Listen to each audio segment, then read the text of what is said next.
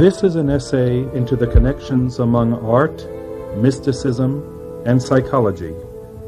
Junko illustrates her ideas using her own series, Requiem for an Executed Bird. There are 45 works in this series, all created between May and July of 1991.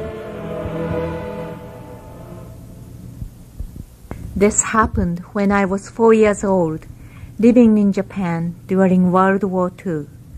My family escaped from Tokyo, which was the central target of bombing.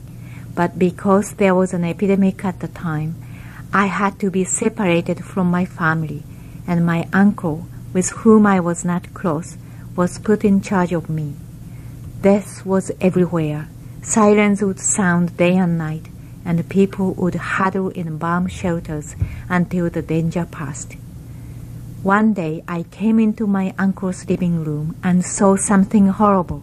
A hen hanging upside down from the ceiling, its head chopped off, its blood dripping into a bucket which had been carefully placed on the tatami below. Its wings hung down lifeless, spotted with its own blood. This bird had been executed, cruelly, unfairly. Created to fly, it had come to this end. I saw it as an execution, a punishment.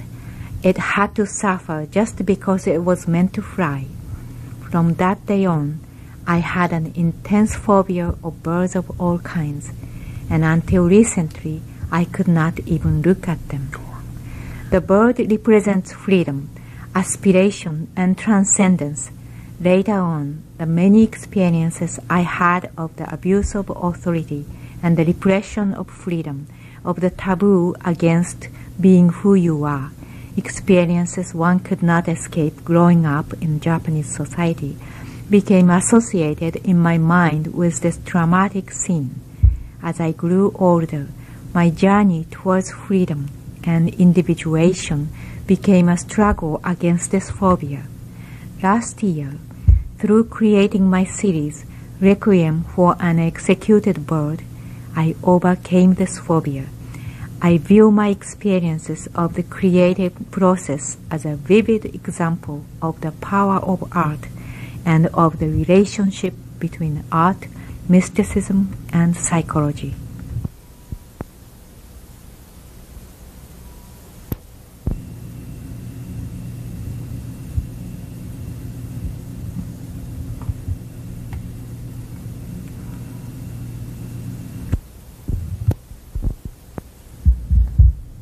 Junko created these works in a state of altered consciousness, a state different from that in which we tend to live every day, a state in which rational mental processes give way to intuitive ones, and the ego surrenders its own purposes to the purposes of that which it encounters in the moment. These works are not intended as a depiction of the bird's form. Instead, they are intended to be a place in which the artist and the bird encounter and embrace each other. When she submerged into the creation of these works, Junko kept a diary in order to describe, for scientific purposes, as accurately as she could, the process of her changed state of mind. Her diary reflects an attempt to establish a conscious relation with the Absolute, a relationship of love which transcends fear and integrates suffering. These are the age-old characteristics of mysticism.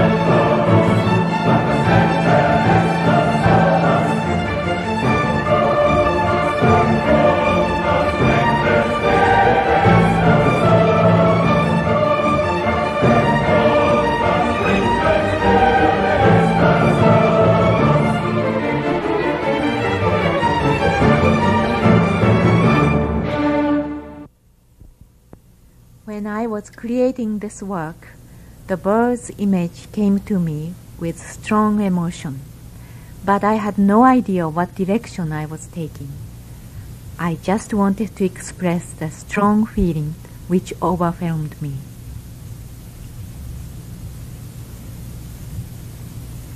In work number 22, the red roses, which I was already putting next to the bird, presented themselves to me as a stained glass. And all of a sudden, I realized that this bird was in a cathedral, and that in painting the series of works, I was singing a requiem for him.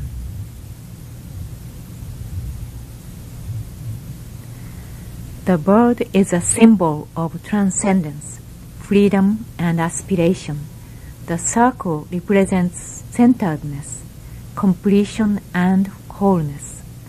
In this series, I experienced the struggle of these two symbols both coming to the surface. The doubled circle, which appeared in the early works, became one circle in the later ones, and I began to feel very decisive. The circle came to me insistently. The bird exists in the circle. His feathers are now spotted with gold, not red.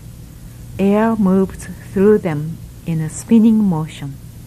Air represents eternal space, and he exists there.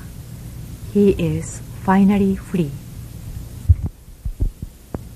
Reviewing the series from the beginning, we see clear psychological progress in the works themselves. The early works are bloody and violent. They make heavy use of reds, and even when they use other colors, the blues and yellows in numbers 5, 7, and 8, the colors are not their normal cool or cheerful selves. The use of space is violent too. The bird figures seem to jump out of the frame. The images are of the bird's skeletons and of torn feathers. The mood is intensely sad. In the middle of the series, the reds have moved outside the birds' bodies and now frame their figures. The works still fill the frame, but they do not seem to want to break out of it.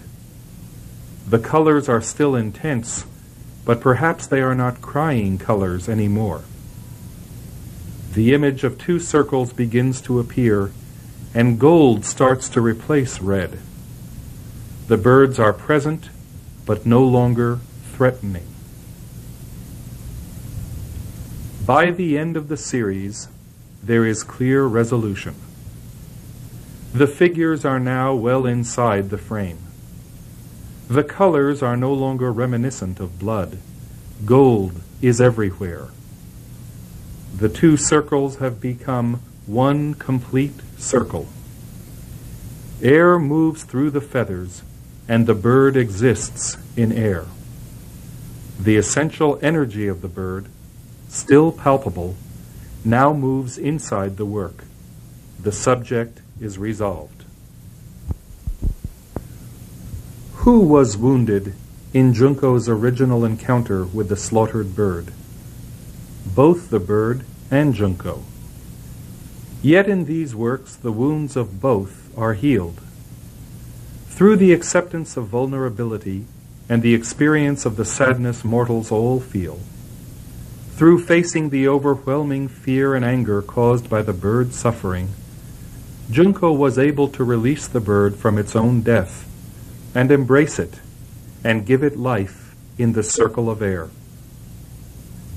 The phobia was an unconscious relationship with the bird. The process of creation gave birth to a conscious relationship. At first, the artist could not even look at a bird, but here she confronted the bird and painted it, and ultimately she integrated its pathos into her own consciousness. In the early works, Junko saw the bird as frightening, Then she shows it as a symbol of transcendence, present, neither receding into the work nor emerging out of it. Finally, after resolving the issues, the bird breathes freely inside the work, and the artist has achieved a healthy distance from it. Art is a means of touching personal truth through expression. Through touching her personal truth, the artist can touch the truth of society as a whole. Only the truth can make people free. The artist has a responsibility to keep her mind open, no matter how painful that may be, no matter how vulnerable she feels, in order to encounter the truth.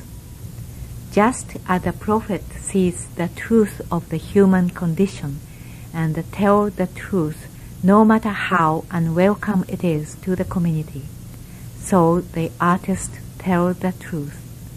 And when that truth comes from the deepest honesty, it is universal and has compelling universal force. At the turn of this present century, artists as well as psychologists discovered and explored the unconscious world. At that time, the unconscious was seen as something dark and beneath normal consciousness, something threatening that prevented normal consciousness from growing. I believe that at the end of our century, we are on the verge of discovering a new realm of consciousness which is beyond everyday consciousness, beyond ego, and which will help mankind develop its normal consciousness to new heights. Through the mystic process of creation, the artist explores this new consciousness for all people and leaves a record of that exploration in the form of works. These works can help others who sincerely want to explore that new realm.